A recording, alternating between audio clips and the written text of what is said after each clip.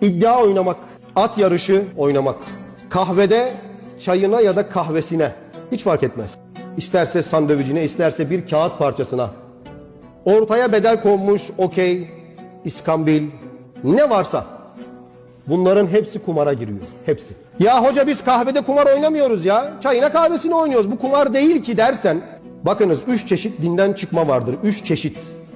Bunlardan biri el-istihlalü küfrün.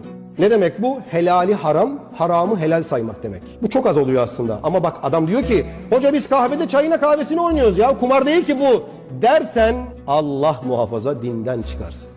Çünkü şans oyunu, ortaya çay koydun, kahve koydun. Kim yenilirse o ödeyecek. Belli değil. İhtimalli. Hatta onu bunu boş ver. Böyle bir kağıt olsa boş. Çöp bu çöp. Ortaya bunu koysak çöp. Ortaya bunu koysak. Kim kazanırsa bunu o alacak desen. Aha bu da kumar. Çöp. Çay değil, kahve değil. Bu da kumar.